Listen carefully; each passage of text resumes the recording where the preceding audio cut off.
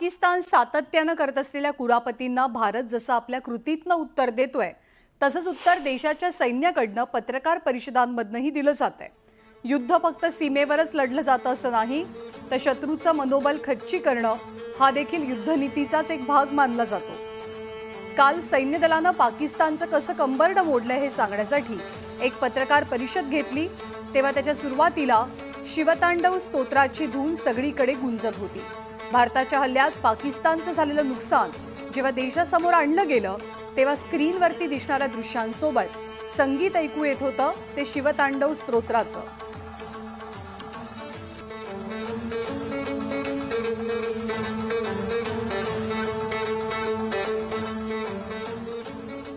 तर आजच्या प्रेस कॉन्फरन्सच्या सुरुवातीलाच देशाला आपल्या सैन्य दलानं कृष्ण नीतीची झलक दाखवली।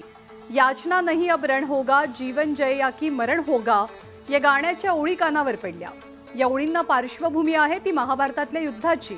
आता विनंती किंवा याचना नाही तर युद्ध होईल असा गर्भित अर्थ या ओळींमध्ये दडलेला आहे। तर आजच्या पत्रकार परिषदेत जेव्हा या गाण्यामागची भावना विचारली तेव्हा air chief marshal AK Bharti यांनी रामचरित मानसमधला एक दोहा ऐकवला। रावणाच्या लंकेकडे जाण्यासाठी मार्ग द्यावा ही विनंती करूनही समुद्रदेव जेव्हा ऐकत नाही हे लक्षात आल्यानंतरचा हा प्रसंग आहे, जो एअर चीफ मार्शल यांनी कथन केल्यावर टाळ्यांचा कडकडाट झाला।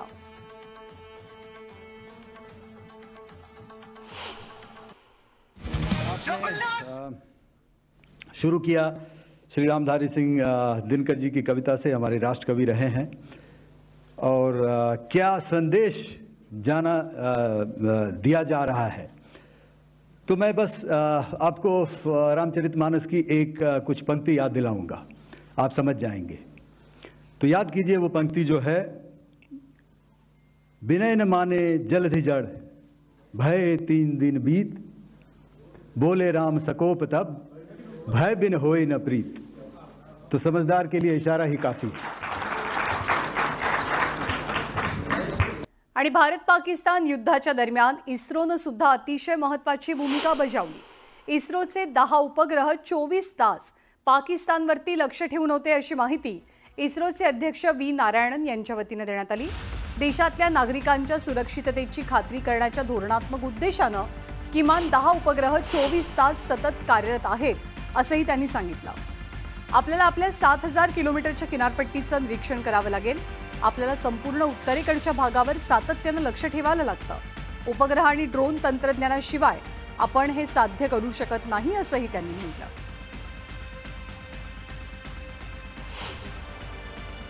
Our neighbors, you all know, I need not explain. If we have to ensure safety of this country, we have to really serve through the satellite. We have to monitor the entire 7,500 kilometer seashore area. We have to monitor. And entire northern part we have to monitor continuously. Without satellite technology, without drone technology, we cannot achieve that. Today I am happy to inform that at least 10 satellites are continuously working, 24/7 working for the strategic purpose to ensure safety and security of the citizens of this country.